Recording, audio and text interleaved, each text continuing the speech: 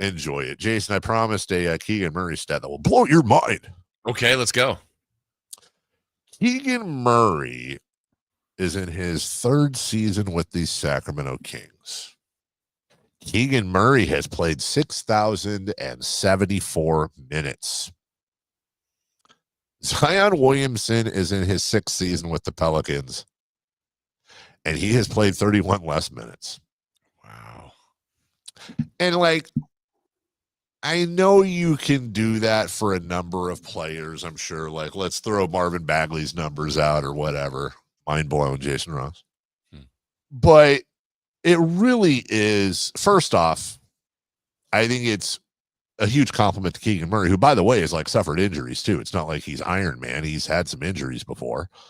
But the fact that he plays so many minutes because he is indispensable when he's on the floor, especially when he's, making shots. But it really is kind of sad about Zion Williamson because honestly, and I don't think we talk about this enough, I'm not saying Zion Williamson could be a top 5 player in NBA history, but like Zion Williamson is incredibly good at basketball. Really, really good. Yeah, and it's back to the thing is when he plays. And I think I said this a year ago, David, like, honestly, we always have fun. Like, oh, if I was GM or being the GM, I really don't know what I would do if I was the GM of the Pelicans, because you have to think of the idea of trading him. You have to. But you also know that can get you fired. Like, that could be your career-ending move. It could be a move that you just saved your franchise big time. And if he were to be healthy from this point on, you would never trade him. Never. That's the if. But, now we're back to games played, 24, 61, 29, 70, and then 6 this year. So Zion and missed a season, by the way. And missed an entire season. And he's making $36.7 million this year. He makes 40 next year, 42 the year after, 45 the year after that.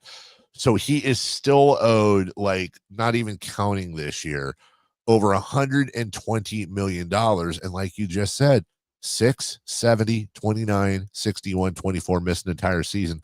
By the way, his second year in the NBA, he just averaged 27 points and 7 boards and 4 assists and half a block and 26 the next. Like, when he plays, like you said, he is an all-star stud MVP candidate type of dude. And I don't even think we've seen the best Zion Williamson yet. But I mean, when are we going to get to the point where I don't even know what the comparison is? Like, because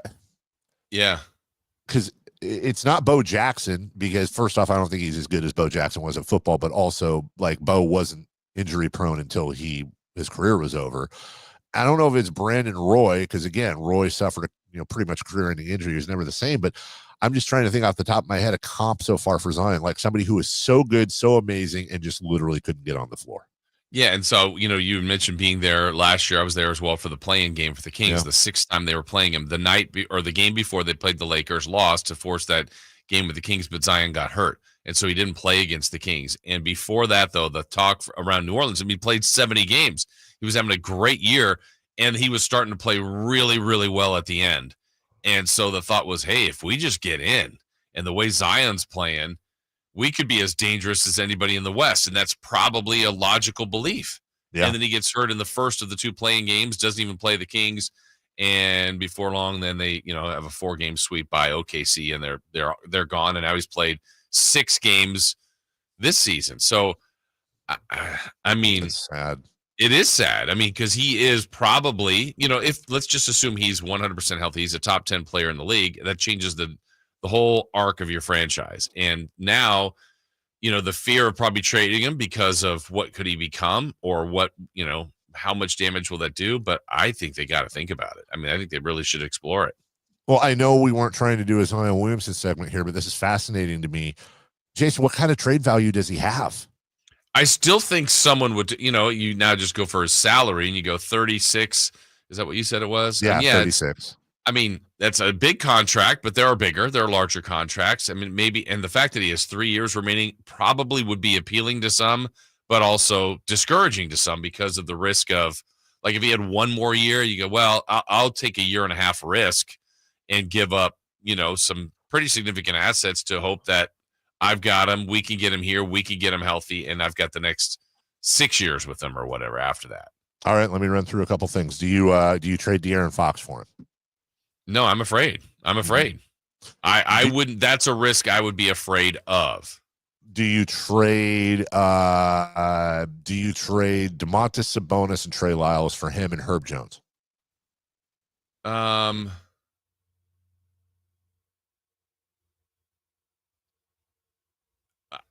Boy, that's the risk. I think in the end, I think if you take each at their best, you'd be better with Zion and Herb Jones. I agree with you. But it's the risk. That's the risk, right? And that's what I'm wondering. Like, if if there was a trade, is it going to end up being a Brooklyn that trades Ben Simmons because you've got similar risks and a bunch of first-round picks type of thing? Yeah, I think that's something that could happen potentially because you're going potential for potential. Like, hey, each one, if they get going. The other one I would do, like if we're talking Kings related, I think I would, if I was ever thinking of this for Monty, it would be, I would probably do it on picks, not players. But you know, maybe player filler. But true. Yeah. But like if there's a way, and the Kings don't really have a high paid non-impact player, if that makes sense. You know what I mean? Like a salary filler player. You have to make up $35 million. Well, I mean, okay. We really got to get off this, but would you trade DeRozan and Malik Monk for him? No. Right. Would you trade DeRozan and Kevin Huerter for him? No, I don't think so. I mean, I'd think about it, but I don't think so. I think that might be the only one I'd think about so far. And I'm with you. It's just, it's roulette, dude. If Zion figures it out, great. But look at what's going on with Joel Embiid right now. How many times have we seen when big men get lower body injuries? It's not like Steph Curry, who figured it out after his ankle was, shredded cheese for the first 3 years of his career. That's him. That's a point guard. That's a much lighter dude. Joel Embiid right now is so freaking frustrated, and I get it, and I believe him that he's injured. I know he gets a lot of crap, but remember last year they put him out too early, and he got injured in like the second game he was back.